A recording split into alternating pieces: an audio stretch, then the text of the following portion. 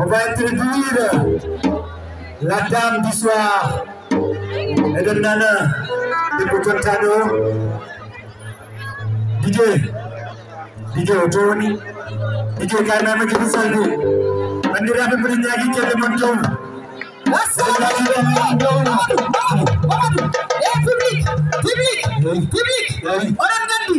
Orang ganti Holkar Ojoni. Ada mau kayak anti info, pilih info mana show. Sekarang dari hulu ke hawla.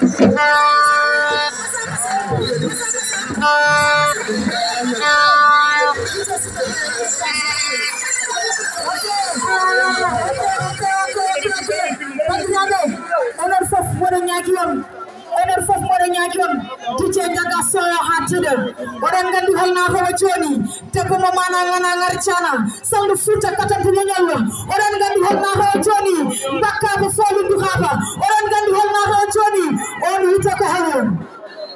on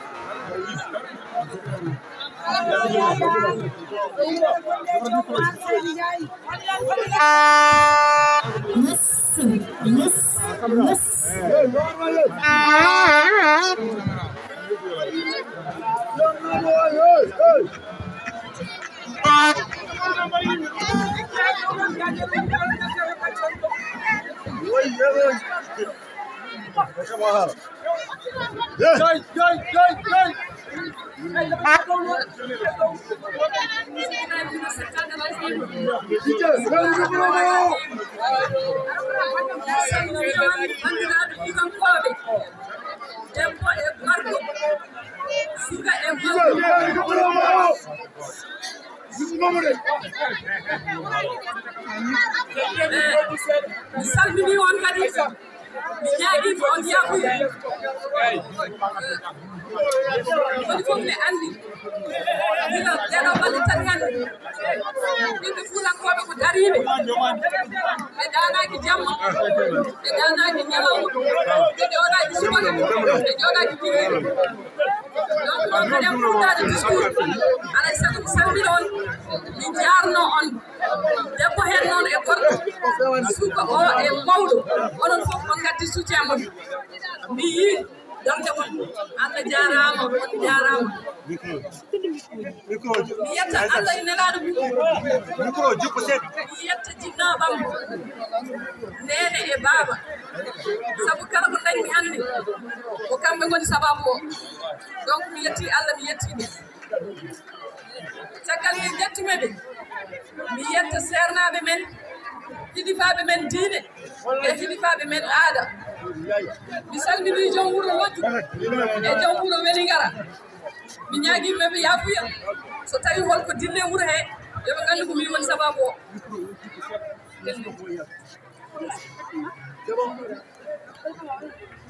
e fuurankoɓe vraiment mi weltima weltaram hande ne jogui ɗo fuɗɗi kono Allah ne seedide ala ɗo haaɗi sabu renndinde fuuta ha fota ni hande eɗen mbawi wiide ko goto e less Sénégal wawi wadde ɗum on mbawɗo wadde ɗum hande noon Allah waɗi ko debbo sabu en ji won ko ɓenni won dente ɓennuɗe ɗo won rassemblement ji ɓennuɗe ɗo kono enen hande en wonaɓe 50 sen partage ama donc ɗum ɗon ko yettere Allah eɗen mbiya kadi kala ko wona gonga koko firtoto dogdu to huɓere kewani judde koko Aissata Ba Keita wiɗo joni ko tan so hunde juuti o yi Allah ne weela kono gonga ne tawa hakkudaɓe fuutankoɓe ko gonga woni ɗon ko Allah woni ɗon ko yidde woni ɗon en darima duuɓi 5 ko enen fof darodi ɗiɗo duuɓi 5 wone men fof hokki ƴiiƴam mum hokki warñede mum hokki doole mum hokki jawdi mum yeeyi leeso mum yeeyi galle mum daranade Fuuta yo ɓamtu ɓeɗon noon mboɗo yetta Allah mboɗo yetta ɓe par ce que le 2 mars walla le 1er mars 2019 faade ñalawma hande o ɗo ɓe pawno koyɗe mabɓe ɗo ha hande ko ɗon ɓe pawi koyɗe mabɓe ɗum noon ko yettude Allah mi yetta mouvement président yeeyde Fuuta ɓen goni hoore par ce que kala mouvement darinoɗo ndeɗo darde ko heewi hen saali kamɓe ha hande ɗoɓe darinoɗo e ɓen ɗon payi peɗeli mabɓe ko ɗon ɓe payi teppi mabɓe ha hande ɓe mbi noon mo muñani tuurki dañata julɓe Allah ene wawi taw julɓe men hankkadi koko jettimi te sen jaaɓi julɓe men ɗen jettimi saabu wonko patnoɗen wonko namdiɗen wonko jiɗɗen duuɓi 5 eɗen ndewi hen eɗen goya eden namdo en keɓani eden goyto en keɓani en kumti en keɓani en belima en keɓani en mani en keɓani en matti en keɓani Fouta waɗama trahir wonɓe jiiɗa nandugol konngol mais je suis obligée de le dire. Le Fouta a été trahi, le Fouta a été dénigré, on a été écrasé, on a été insulté. Parce que je peux vous dire, l'insulte, c'est d'attendre derrière 12 ans et de nous dire de finaliser la route d'Andemayo en 2 mois. Les insultes sont, pendant 12 dernières années, on avait l'espoir que le président Macky Sall nous fera des biens, nous fera des infrastructures, des hôpitaux, des enclavements, des universités et autres, l'emploi des jeunes, financement des femmes, la sécurité des frontières. Jusqu'au jour d'aujourd'hui, il n'y a rien qui a été réalisé au Fouta, dans la région de Matam. Et on est vraiment déçus. On a même honte, je le dis haut et fort. Parce que quand on a vu le président Macky Sall arriver, on lui a ouvert les bras, on l'a accueilli avec des bras ouverts au Fouta. Et on a tout fait pour le président Macky Sall. On n'a pas honte de lui dire ça parce que c'est la réalité. On était tous dans le même bloc et en étant derrière le président Macky Sall. Maintenant, pendant les 12 dernières années, on vivait de l'espoir qu'on aura quelque chose, là où on aura immigré quelque chose, ou un petit truc qu'on dira que c'est le président Macky Sall qui l'a laissé pour le Fouta. Malheureusement pour lui, et malheureusement pour nous, il n'y a pas eu de souvenir du président Macky Sall envers les Foutanais. La honte n'est pas le Fouta. La honte n'est pas le Fouta. La honte, c'est les leaders du Fouta. La honte n'est pas les Foutanais. La honte n'est pas les jeunesse. La honte n'est pas les femmes, ni les vieux. La honte, c'est la honte des leaders du Fouta. On a des ministres. On a des ministres, des DG, on a tout ce qu'il faut pour réaliser le Fouta, pour que le Fouta avance, mais on n'a rien eu depuis 12 ans. Quand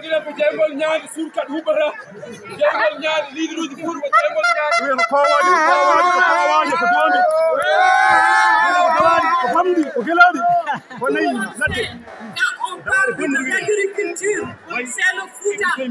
Dandemayo. J'aurais bien aimé un acteur d'agriculture, un homme conscient qui se met dans le podium en nous expliquant ce qui se passe actuellement dans la région de Matam, l'agriculture. Surtout dans le village là où on est, les hommes, les vieux sont en train de pleurer matin, midi, soir. Parce qu'ils ont rien.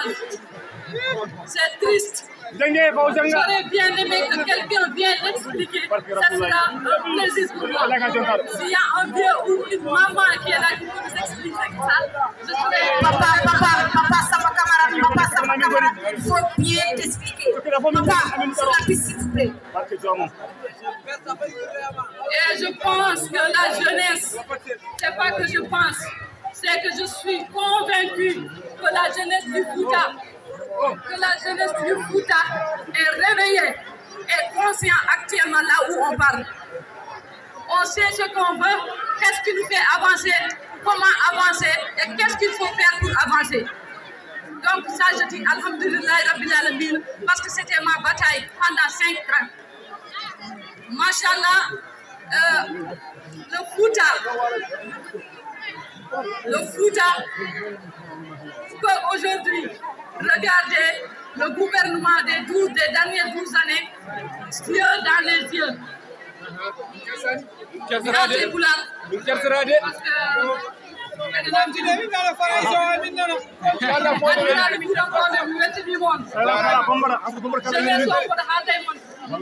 Parce que enen fof en paami jeunesse o hannde fertigiri mumen nganndi ko yiɗi kañumen joga e yidde kon dañi e yidde wonde e yidde firtude yama hanki taw on ken pamani on nyalawma hande o alhamdulillah jeunesse o faani andi ko jeunesse jogi leydi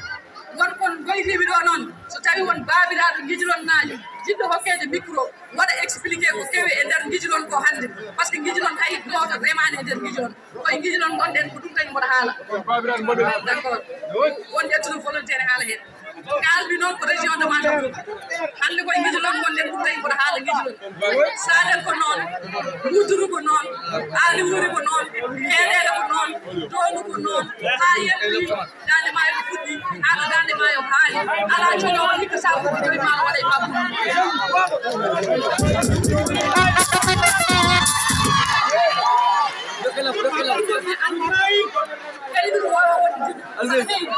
Bibi orang kerja no,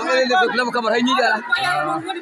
Omong huru. Yo kaidu awat tempo. Aku mana mana peradu ben. Angga mana mana ala kau mana tu ben. Bodoh mana mungkin tak cuci deh. Kemudian jawab kita kaidu. Jika remdi, yo walle no remdi. Jika awde, yo walle no awde. Minta mingala masinaj. Masinaj ngala hol to jabab. Ay cera la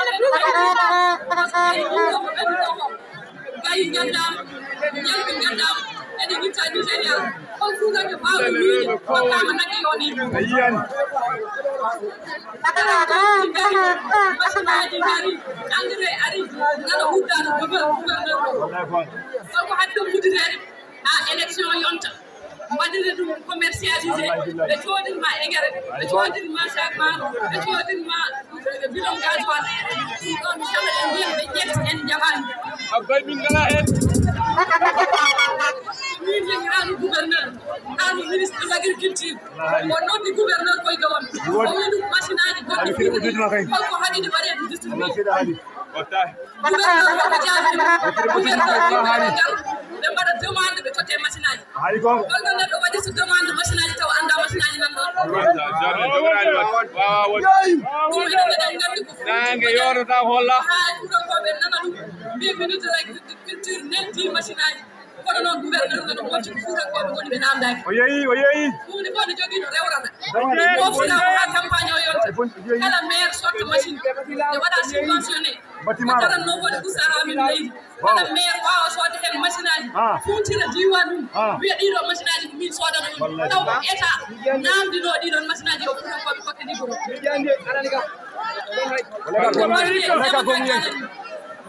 so mi acce bagri jeunesse o ko min men woni conscient o alhamdulillah parce que wonko paasi ɗo élection locale élection législative en ji jeune kewɗe putirama ɗo contrat wonɓe gariɓe ɗo namdiɓe koɗe monnawɗo carte d'identité signé contrat CDI kono signé contrat CDD on jabaki firti ko neɗɗo wiyete ko hokkiɓe contrat verbalement on contrat hande o jowoni par ce que élection ko faani ɗo ɓe ndendini 3 mois d' avance ko totti on mbele oɗon waɗanaɓe mobilisé goto noon ɓe jagga noon ɓe so ɓenndini jejjini on temedere jeune nan ɗo hannde o natti yoɓede ɗum min mboɗa andi ɗum ɓeson haalani temedere jeune wayri yoɓede plus de 9 mois han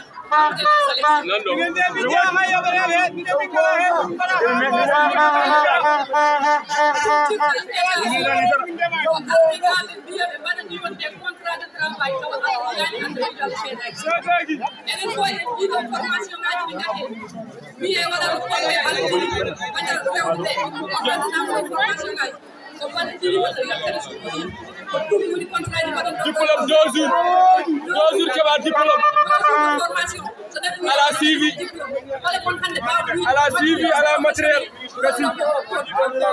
ko pose professionnel walla wonko waɗa formé ko en wawi darade watti tawa ala fof o wodani ɗo pour ko fof diplôme a zéro ni chinois a wawa formede e nder balɗe ɗin jagga e nder balɗe ɗin dana e nder balɗe ɗin daña diplôme nder balɗe wodani kadi mbaɗi leydi ɗo cohom zéro musini noon ko wondude e ɓiɓɓe mon gonɗon e jinnaɓe mon gonɗon e babiraɓe mon oɗon funtuɗuɓe wona ko yooni neɗɗo fota funtude hoore mum koɓe jasɓe koɓe dawaɗi koɓe bamɗi min tawi on funti noon hankkadi yo gas nder diwan Fouta yo gas e nder région de Matam yen ngandu koye men mo piilen mo kooliɗen mbasen hokkude neɗɗo engagement à 100%. Parce que won sikkoɓe mataw politique ko gañi walla politique ko leñam leñam ma wona gañi ko wona wallahi wona leñam leñam ma politique ko hande wondane parti au pouvoir wona parce que boɗo anidire banda men ɓe ala ko mone amen fo yo ƴeewoy bange mum o waɗe mabɓe ɓurɗo tiidde wawa hokkude ɗum ko tiiɗi addana fuurankoɓe ɓe tiiɗi jinmi wajade bandiraɓe fuurankoɓe ɓe ko yoɓe tinno post candidat wona landu so Allah jaɓi post candidat omin nakki maire ɗi faɗa ko faɗe billahi walla minen faɗe nakki maire ɗi joɗa koye faɗe joɗɗa omin nakki maire ɗi kono hande eɓene jaha troisiéme maire ɗi e caggal debbo lamro sagade ko an so Allah jaɓi noon ko enen change koko jaɓɓaɗe faɗe par ce que sen jaɓi ɗum woni duuɓi sappo e ɗiɗi wonno wattata komin cumno wonno wattata komin cumno wonno wattata wonno wattata wonno wattata wonno wattata wonno wattata wonno wattata wonno wattata wonno wattata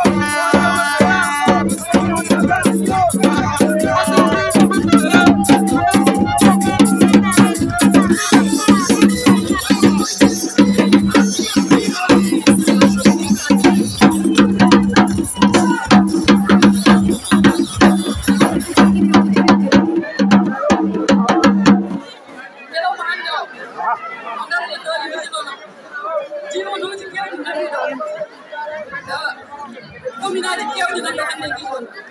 hay goto hen wiyani minen de ɗiɗo 12 derniers années alhamdoulillahi rabbil alamin ɓerɗeɓe moɓe hay goto ina 17 heures ɗi ɓeɗe kaala hay goto kala kalɗo aɗa waɗi caɗele ɗino goto donc noon ɗeɗon caɗele pendant duuɓi sappo e ɗiɗi département Kanel maro ala lowre ɗe cewɗi ɗoɓira masiŋaji ngala ɓuuri webde ko ganduɗa ko ɗum wurnoto neɗɗo ko ɗum hokkata ɗum cellal ko ɗum ndimago mum ko hen fayi woni ndiyam min deɓata cedde masiŋaji ngala o ɗum woni maro ala dungu moƴƴa te cedde ala par ce que ɓeɗa ndiyam ko ñande dungu dema sa cedde so ari jamani dungu cedde ɗoɓira masiŋaji ngala masiŋaji ngala ceeɗu kam min kalani haala mum masiŋaji ngala hege waɗi min ɓe gadani min maaro ɓe gadani min maaro kaƴe ɓe tuusi min amadiri campagne maaro kaƴe remi tan no wone naage no wone ndiyam ene wone tabo ene wone ɓuuɗi e jagol maaro kaƴe ɓe gadani jeeri fof jeeham yimɓe fof mbaɗi o feet min gandi o rende min nawamo yamkare amen min jiiɗi o masiŋaji min ndema min ñaama wona maaro saynis wona maaro siyab maaro kaƴe min cohla min jiiɗa maaro kaƴe min jiiɗa maaro jiidema men ndiyam ala maaro ala nebbam ala hay hunde ala komin naɗe duuɓi sappo e omin jaraji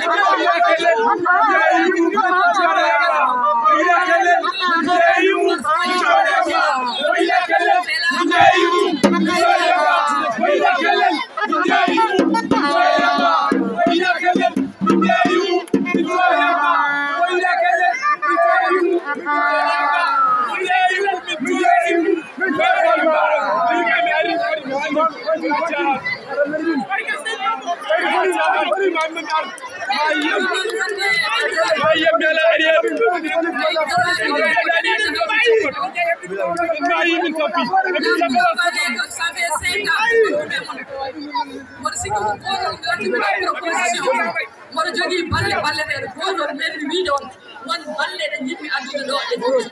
wala yabboɓe jaɓata waɗimi carte d'identité yabboɓe jaɓata ɗum waɗimi gacci e nder région de Matam e diwan men emin gandi wona an emin gandi wona an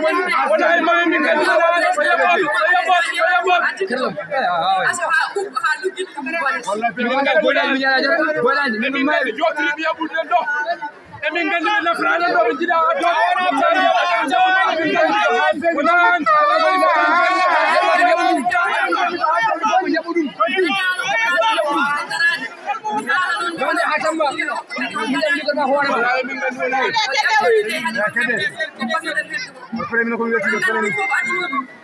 mami raway sam sambare way dem way ba ne fudo yetani yarandu Allah yiti yimmi itude ha lawa ha yo Allah yiti yo o directement on yimmi fawde jungam mi wi'e ko ko am tigi yo newn yo yarni ko dum saji yo yarni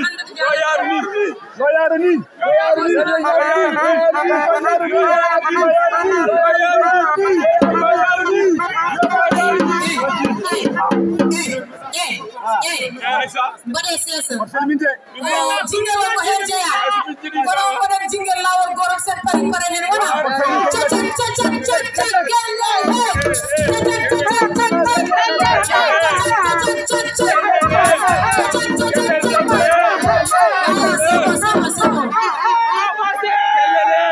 kelel dembe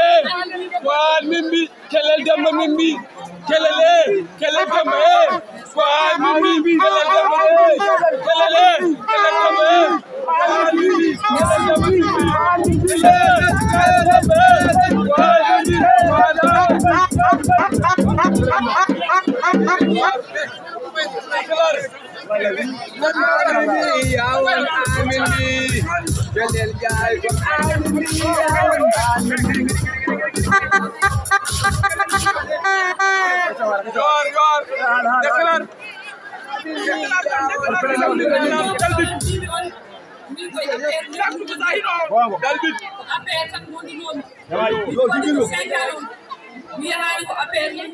mi joɗaɗi ɗo affaire jooɗi ɓe noddani mi bomi jaari ɓeɗaɗi mitin jooɗi ɓe jiɗa kuɓo anga kubo jira kono mi keɗa ya mi keɗa ɓe jiɗa kalawo ngol mbayɗa o welmin il est mort de cœur tout mami waɗa jugam e nder politique waɗa en koygeɗam wawde yettude bongo ko ɗo e galle he ɗo kaluɗa ɗo hannde kadi mi wiya on koygeɗam naati e vie politique mi watti wadde politique mi yaadani noon hannde e ladde affaire saabi ko kewi hannde ko kewi par ce que moni fof ne anndi mitin walla hayso mitin wonno ɗo e guiɗiron woni fof ne jogii droit wadde noon min golɗin anndude hooram taki mi namdade autorisation par ce que mboɗa anndi ko woni less nde namdimi autorisation nde ko meeɗa wadde Fouta neɗɗo wiya ne waɗa assemblée générale wiye a watta assemblée générale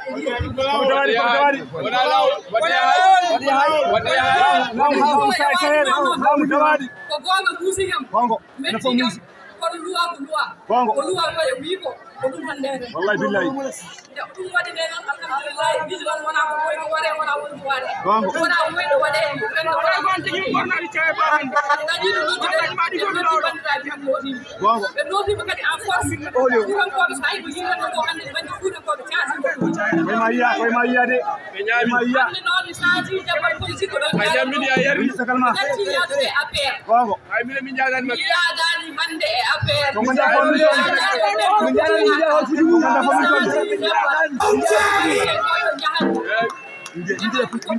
politique walla o haali haala neɗɗo walla o asi milliard uji o ubbe leydi on wiyete ko Mouhamadou Madana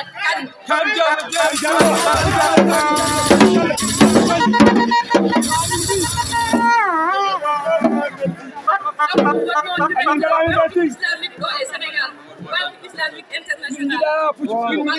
waɗani ken oɗon koye on jaadumi hannde mi yaadirani e makko noon omo waɗa tan no wejjiɓe ɓe mbaɗatno ni ala so jimi change jinmi changement amin gani mi jooɗodima e makko wimomiɗo pawɗa koyngel ma ɗo e haala kalɗa ka mbiɗa parti ma wiide ko dundu kala mbiɗo dundu wiɓe gurdam ko gurdam woni ko ala ɗo amin to par ce que ko sellani wuurani ko haarani wuurani ko ɗummitani wuurani ko remani wuurani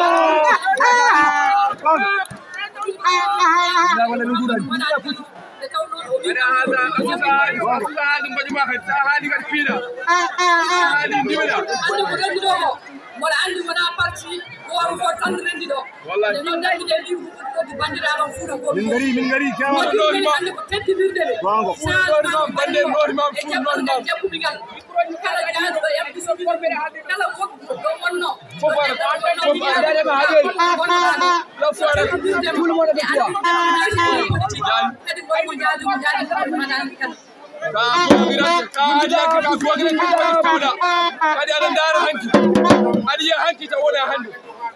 abi yani be la hadra be la gondane ma hadra abi yani no dra be la gondane ma njay programme fa no dio e gonday en gaynana non en jettani ma président parce que kon fone andi hay leader bor hande sousa tellaje sousa biyam badane kam parrainage walla morne kam eden gandi be tellima non eden gandi be tellima ko sousa e wonno wayani be jarraw jam troisième madame jaar pundinde camarade kele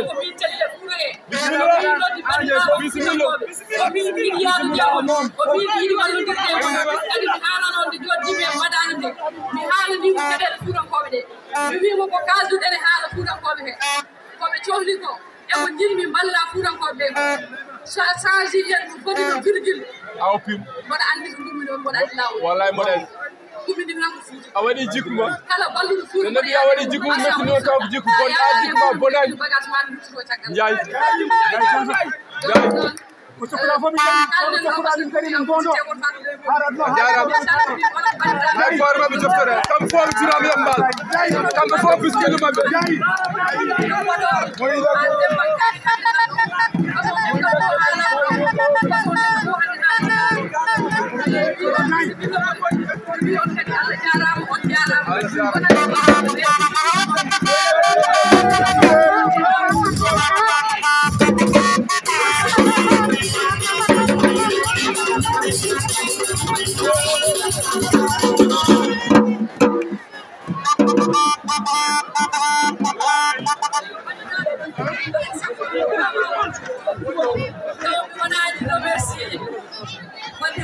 particulièrement di wala équipe de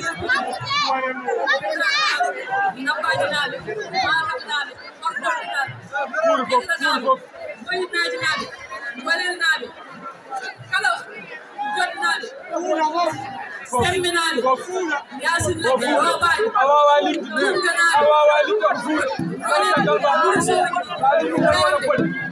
Bobo, Ogo, come for it.